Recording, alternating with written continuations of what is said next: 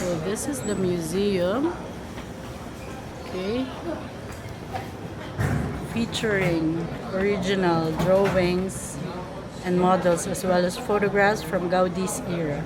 It also has replicas and pieces created more recently in the Sagrada Familia workshop, which continues to follow Gaudi's empirical method, now using new technology. Some highlights include the hanging model and model maker's workshop. So, let's get inside.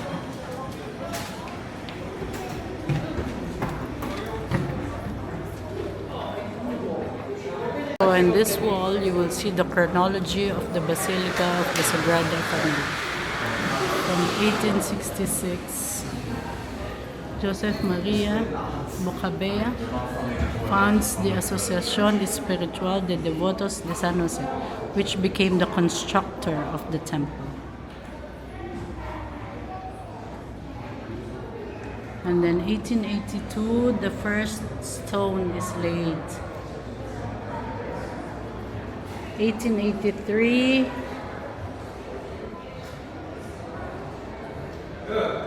the architect Antoni Gaudí. See guys, from 1889, this is how the church already exists.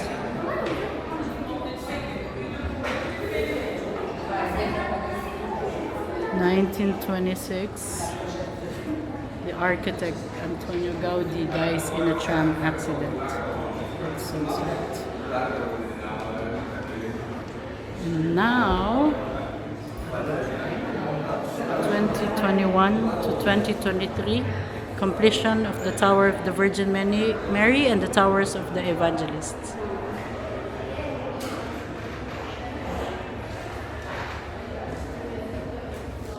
So guys, see here, the diocesan architect Francisco de Paula del Villar was commissioned to head up the project, but left after just 1 year, at which time a young Gaudi was chosen as the new head architect. So these are the drawings. I mean, as you can see, this is not as much as how the church or the basilica looks right now.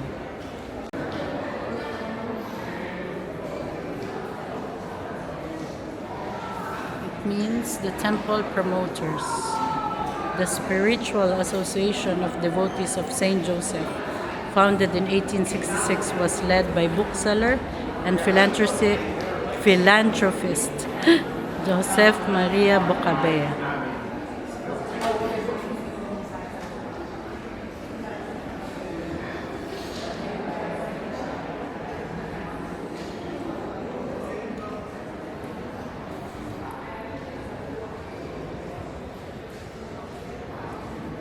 This is the model of the Nativity facade where we came in. Okay? This was restored and polychromed. But this model was done in 1910. This is the candelabra from the crypt of the Sagrada Familia. It's from 1926. And made from wrought iron. Taking inspiration from nature.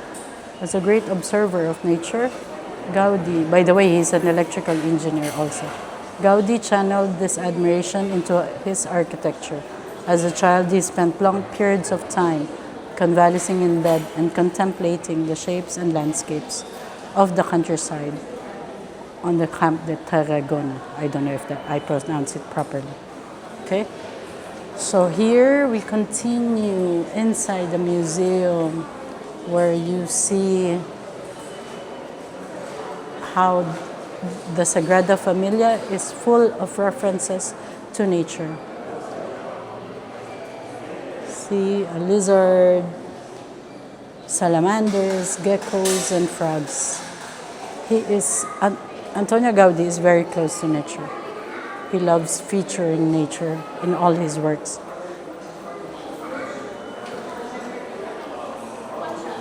Model of Frieze. By the way, guys, here, this has a braille system, so those with no eyesight can still understand what to see here. These are tiles with sunflowers and leaves of Casa Vicens and El Capricho.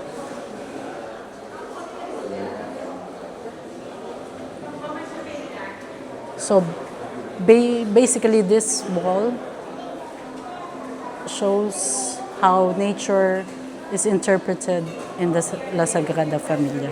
Here, this wall shows how crystals and minerals, or mineral crystals, are part of the Sagrada Familia. Gaudi studied the crystallization of minerals and noticed the shapes they take on.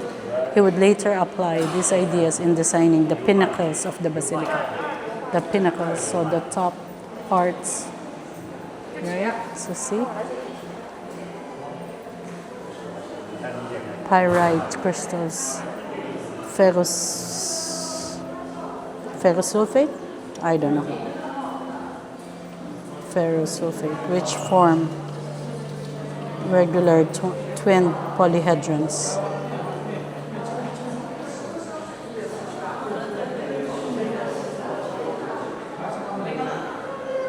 Guys, this museum is not only a simple explanation. There are scientific explanations. So it's best to be, wandering around it by yourself so you can absorb all the information. Even the models done here are made to scale, proper scale. The pinnacles of the windows clearly reflect the seasons. They are crowned with baskets of apples, figs, peaches, and other fruits placed according to the time of year they are available. The geometry of nature.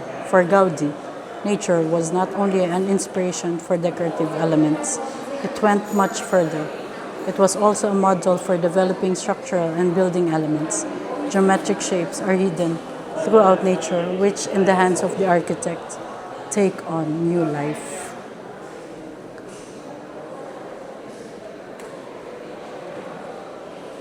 I think this is what happens when you're both an architect and an engineer.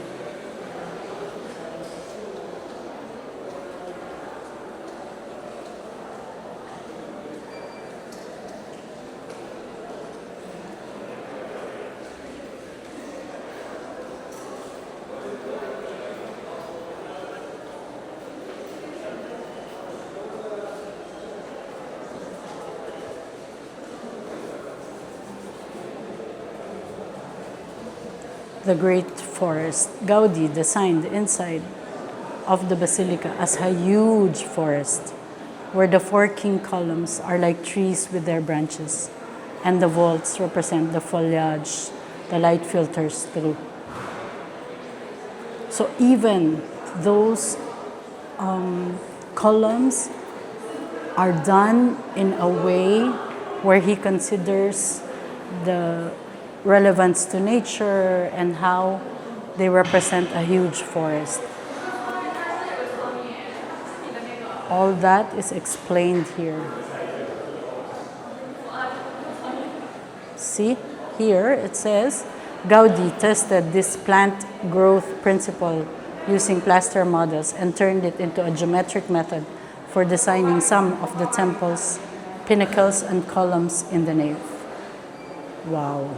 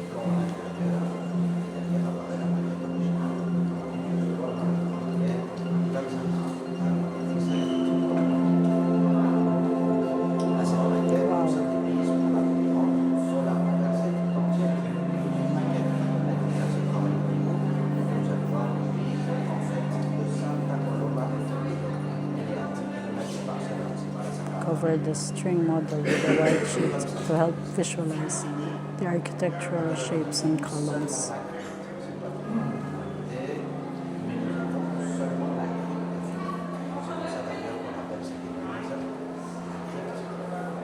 Thanks to this study, the crypt was built. Gaudi used this project to experiment with many structural solutions.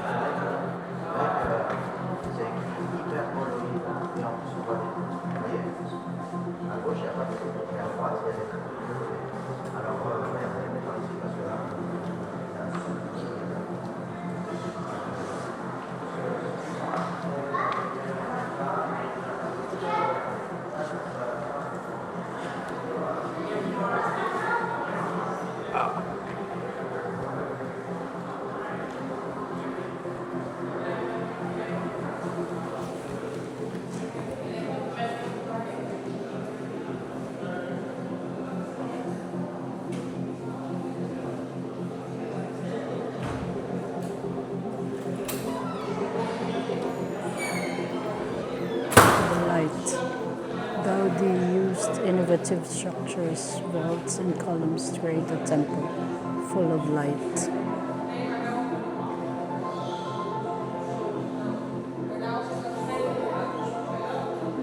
A genius architect, constantly striving for excellence.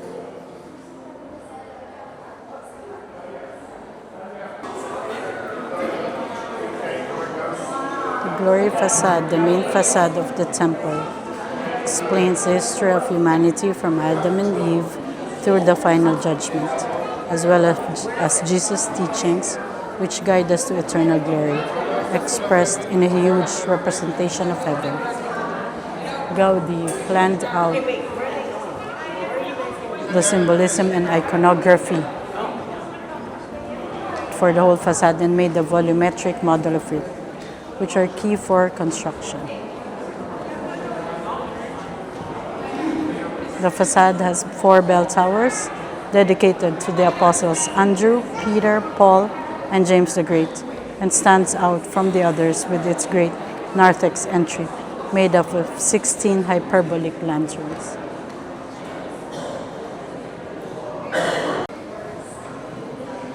Gaudi's method. Gaudi's work method is based on using models created in the workshop, where each element is made to scale before the final piece is built.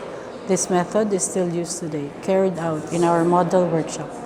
Forward-thinking, Gaudi intuited new techniques that would help overcome the challenges his architecture poses for the temple.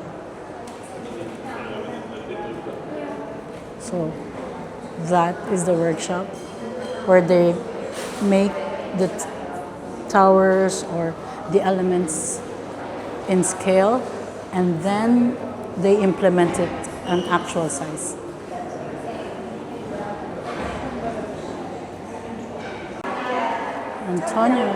Antoni Gaudi's death was an important turning point in the construction of the Sagrada Familia. His collaborators took over and continued on with the project, which has remained true to its essence ever since.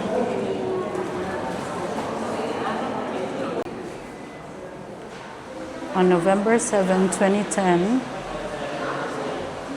the Basilica was consecrated as a Catholic place of worship upon completion of the inside of the building. More than 6,000 people witnessed the solemn ceremony in which Pope Benedict XVI granted the temple the status of minor basilica. It's Pope Benedict. And that's how the Mass happened. See? So this wall shows the names of the architects and collaborators through the history of the Basilica de la Sagrada Familia. So as you can see, 1882, there's Lozano and Gaudi in 1883, and then 1, 2, 3, 4, 5, 6, 7, 8, 9, 10. 10 through 1883 to 1926, because 1926, remember, is when Gaudi was died in a tram accident. And then from there, you have 1, 2, 3, 4, 5, 6, 7 more architects until 2012. I really don't know what happened after 2012, if this guy is still the architect till now. And then, okay, those are the architects, and now these are the sculptures. We have 24 sculptors who are part of the construction of the Sagrada Familia. As an additional info, this whole section talks about Antoni Gaudí, right? From the time he was born, his words, his life. See here, he's saying, before I was 6, I started having attacks of rheumatism, which flared up again at various points in his life. This disease had a significant impact on his development as a boy. His weakness fostered his spirit of observation. So all of these photos and explanations are about his life. Antoni Gaudí, photos here. This is about his death.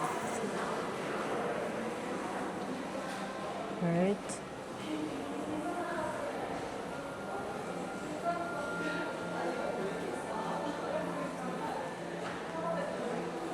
This is a very nice statement from him. Without thinking about death, there is no good in life. Again, let me say that again. Without thinking about death, there is no good in life. Old age is a time for atonement. I don't know. If you start to atone, that means you're old. Sorry.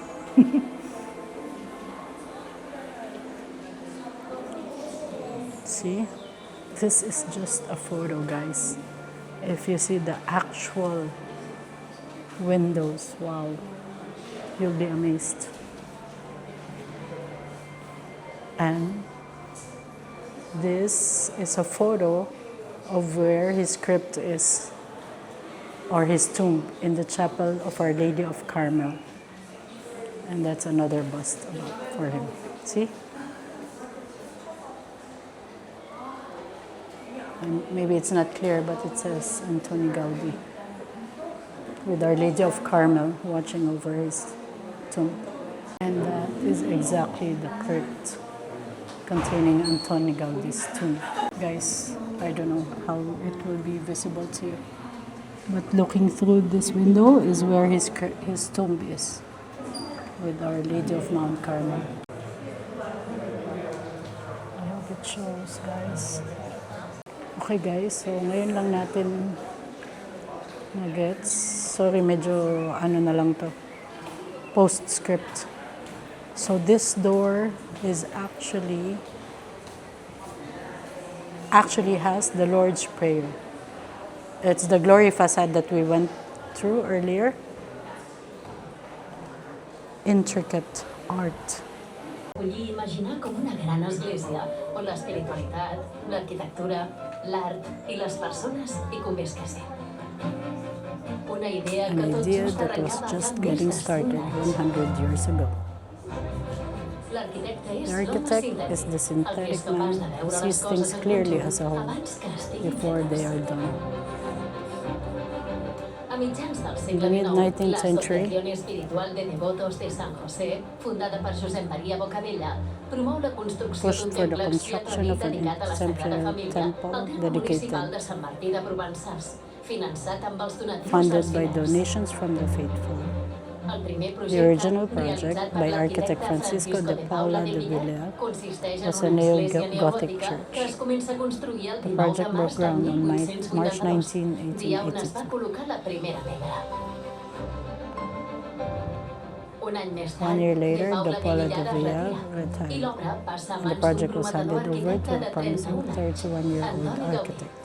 que converteix la Antoni Sagrada Gaudí. Família en l'obra de la seva vida.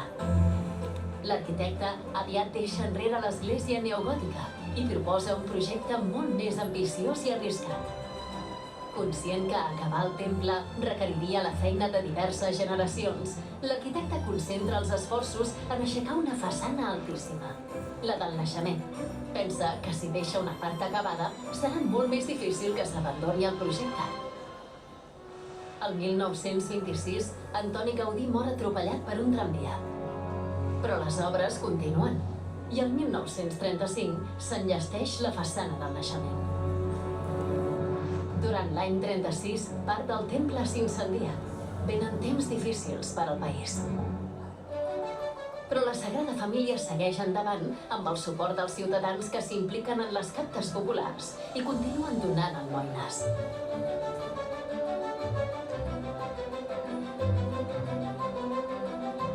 La diada d'avui és santa, dedicata a Déu nostre Senyor. No us entristiu ni ploreu, el goig del Senyor serà la vostra força. L'any 2010, el papa Benet XVI presideix la cerimònia de dedicació de la Basílica de la Sagrada Família, un acte en què queda oficialment consagrada al culte diví 128 anys després que s'hi posés la primera pedra. Per fer les coses bé és necessari, primer, l'amor, segon, la tècnica. La Bíblia, la litúrgia i la natura són tres grans fonts d'inspiració de l'arquitecte. Gaudí vol que la Basílica de la Sagrada Família sigui una explicació en pedra de la fe cristiana. La façana del naixement, la que aixeca el mateix Gaudí, expressa la joia de tota la creació pel naixement de Jesús, representat per Jesús, Maria i Josep com a figures centrals. A la banda oposada, Gaudí vol que la façana dedicada a la passió, mort i resurrecció de Jesús sigui dura, pelada, com si fos feta d'ossos. La façana de la Glòria serà l'entrada principal del temple i recollirà els camins que l'home i la dona han de seguir per arribar a la felicitat de la vida eterna. A l'interior de la basílica, les naus són com un bosc enorme i a les columnes s'hi representa tota l'Església Universal. Per damunt de l'altar es troba la representació de la Santíssima Trinitat, amb el Pare, el Fill i l'Esperit Sant. Els murs, descarregats de pes, poden acollir grans finestrals que deixen passar la llum natural en què es vol expressar la presència de Déu. No és de doldre que jo no pugui acabar el temple. Jo em faré vent, però d'altres vindran rere meu. En els últims anys, l'equip tècnic ha abraçat el projecte original de Gaudí amb l'ajuda dels avenços arquitectònics i les tècniques constructives més modernes. Amb els plànols i les maquetes de sempre hi conviuen les noves tecnologies, les impressions 3D i els models de realitat virtual. La Sagrada Família està immersa en la darrera etapa de construcció. Les 6 torres centrals, la de Maria, les dels evangelistes i la de Jesús, s'eleven sobre el perfil de la ciutat. Durant més d'un segle, la Sagrada Família ha anat creixent amb un rumb clar, seguint el llegat de Gaudí i posant la mirada en les persones. Aquell somni llunyà d'alçar una església feta pel poble i per al poble s'ha convertit en un temple universal, en un valuós llegat per a tota la humanitat.